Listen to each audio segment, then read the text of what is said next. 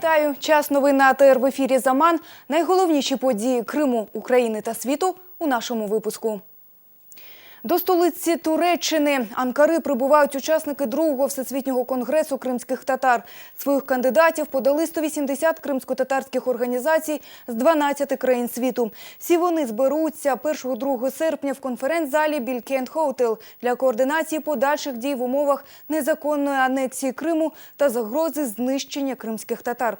Очікується, що на форумі буде обраний президент конгресу. На сьогодні це глава Меджлісу кримсько-татарського народу Рефат Чубаров. Його обрали на цю посаду в 2009 році під час першого всесвітнього конгресу кримських татар у Сімферополі.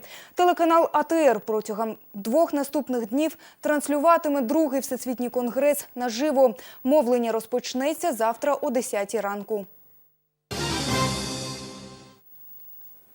Конституційний суд України схвалив конституційні зміни до основного закону в частині децентралізації влади. Про це сьогодні заявив суддя Василь Бринцев.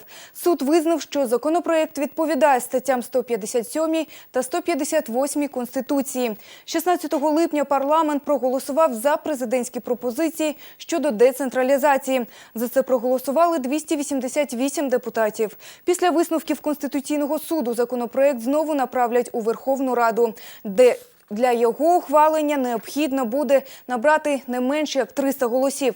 Законопроект передбачає, що джерелом влади повинні стати місцеві громади, які самі будуть збирати податки і розподіляти бюджети. Обласні та районні адміністрації при цьому ліквідують. Кримсько-татарської автономії у цих змінах немає.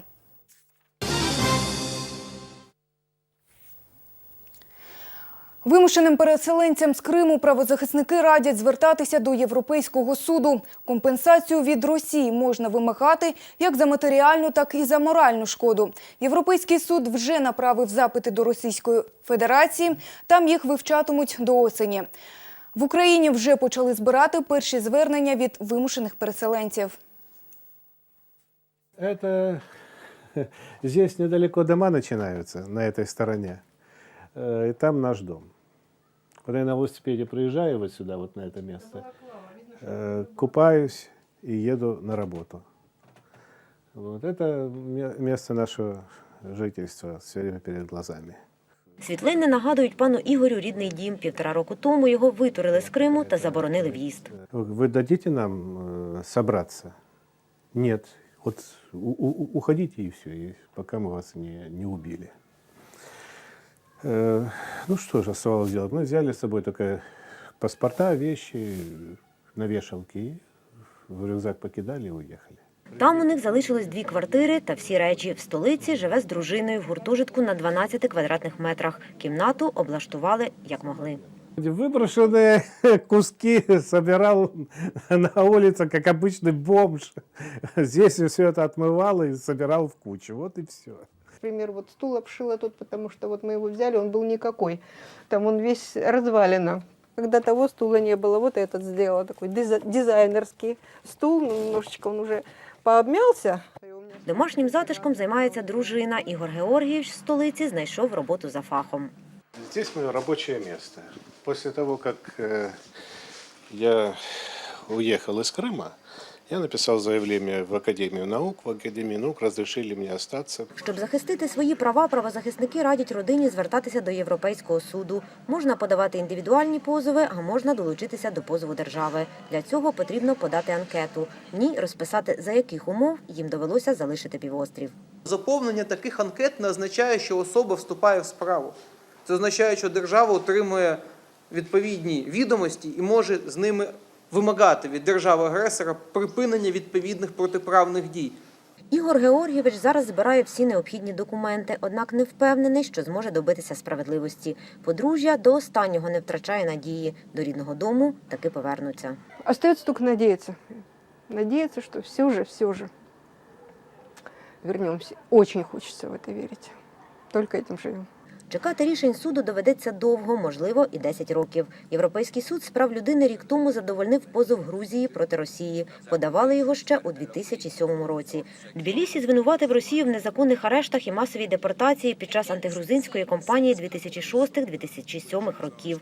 Грузія вимагала виплатити 70 мільйонів євро компенсації. Однак грошей від Росії ще не отримала. Наталка Калінка, Айдер Омєров, Алім Абдулхаїров, Саман, АТР. Ціни в Криму стабільно ростуть. Харчі, будматеріали, побутова хімія. Кримчани нарікають, ціни вже вищі, ніж у Москві. За офіційними даними, щомісяця в Крим з материкової України доставляється понад 40 тисяч тонн гастрономії. Багато продуктів на півострів завозять із Росії. Але асортимент не призводить до зниження цін. Навпаки, вони ростуть практично щодня. Про це повідомляють Крим-Реалії. А вот это персик, это же вообще. Да вообще надо с этим кончать. Кончать. Крым золотое дно для кого-то. Вот если входили, Цена чем низкая, тем лучше всем. Для нас, и для людей. Каждый день бывает разное. Вот недавно помидора было 80-70 рублей. Сейчас помидоры упала, огурцы поднялись. Перец вчера было вот 25 рублей, 30 рублей, 40 рублей. Сегодня уже оптом да, 50 рублей, 45 рублей. Мы еще держимся, 50 рублей перец у нас, как оптовая цена. Контролируют цены государством. И кто как хочет, так и торгует, в принципе. Поэтому изначально надо контроль со стороны государства, чтобы цены стабилизировались. А если контроля нет со стороны государства, то и цены будут расти. Так вот. Государство, чиновники, халатно. Сімферопольська адміністрація анонсувала повне завершення ямкового ремонту доріг до завтрашнього дня, 1 серпня. А до 21 грудня обіцяють зробити капітальний ремонт. Готовність сімферопольських вулиць перевіряли наші кримські журналісти.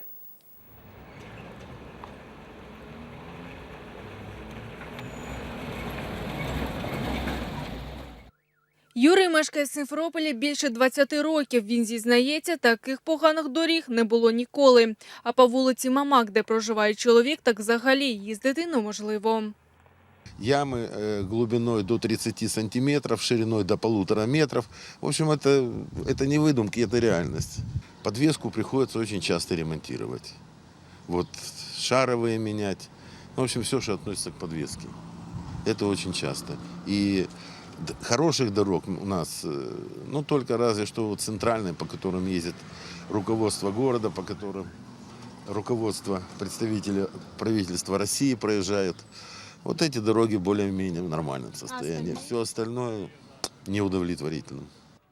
На деяких дорогах Сімферополя ями більше нагадують глибокі окопи. Так, наприклад, вулиця Субхи та Радіонова. Тут робили ямковий ремонт, але результати непомітні. Минає день-два експлуатації, і на місці залатаної ями з'являються дві нові. Наша оценка на даже минус единица. Надо чинить дороги, особенно здесь. Невозможно ездить абсолютно. Раз в 2 месяца ломается ходовая. Я прошу починить дороги. дороги у нас просто обалденные. Я желаю всем дорогостроителям крепкого здоровья и долгих лет жизни. И нашей городской администрации в том числе. Пусть займутся нормальной работой в конце концов. Вчора, за день до обіцяного завершення ямкового ремонту, на сайті російської міської адміністрації розмістили інтерактивну карту пошкодження дорожнього покриття. І навіть на карті, що фіксує обсяг кожної ями, видно – роботи ще сила селена. Ремонтна активність сьогодні на вулицях не спостерігається. Правда, у міських чиновників є ще ніч, щоб встигнути залатати свої обіцянки. Ельмас Ібрамова, Наріман Меджитов, Заман, АТР. США знову розширили санкції проти Росії. Міністерство фінансів Америки оприлюднило список 11 фізичних та 15 юридичних осіб, на яких діятимуть обмежувальні санкції. Зокрема, США включили сина Бориса Ротенберга Романа та сина Віктора Януковича Олександра до списку осіб, проти яких запроваджуються санкції у зв'язку з агресією на Донбасі і анексією Криму. Крім того, під санкції потрапили 35 дочірніх структур Зовнішекономбанку Росії та компанії «Роснефть». Серед об'єктів у Криму під санкції потрапили комерційні порти Євпаторії, Феодосії, Керчі, Севастополя, Ялти, а також Керченська паромна переправа. Санкції забороняють фізичним та юридичним особам США проводити будь-які прямі або непрямі транзакції з особами, що значаться в списку санкцій. Ці транзакції включають фінансові, торгові і всі комерційні операції.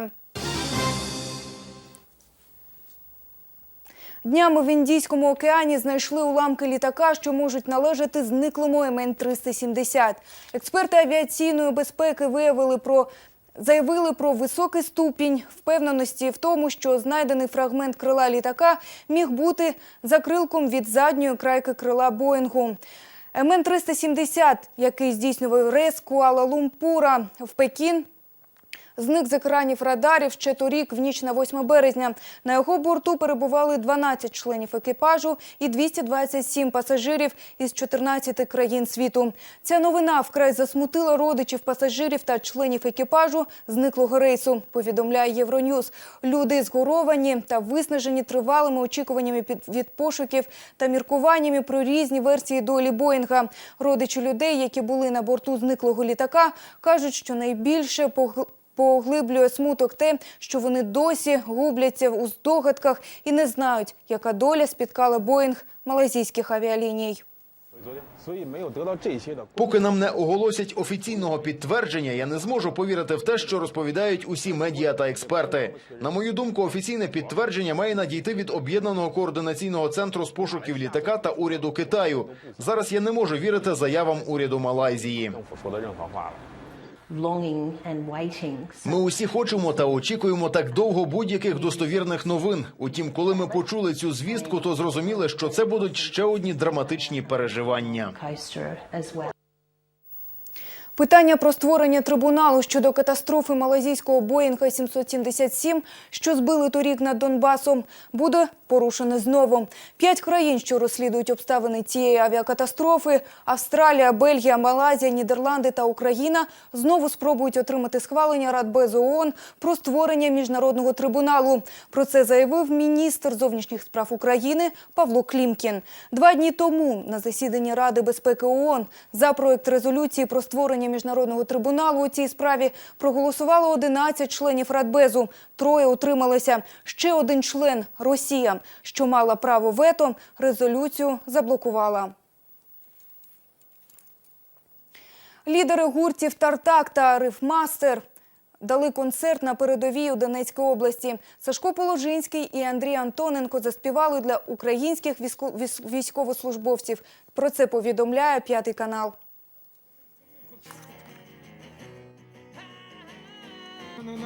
Відпочили, нам все дуже сподобалось. Хотілося, звичайно, щоб частіше такі гості приїжджали. Концерт супер, ми дуже раді, що до нас приїхала така група, нам підтримує наш бойовий дух.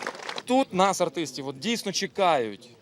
І приїжджайте, особливо дівчата. Дівчата, приїжджайте частіше до хлопців, бо вони до нас ставляться з повагою, а вас вони просто на руках носитимуть і не відпускатимуть, поки ви не скажете «Досить, хлопці, ставте на землю». На цьому у мене все. Більше новин дивіться у «Замані» з Ельдаром Курцеїтовим о 19:30. Добрих вам вихідних. Нехай щастить.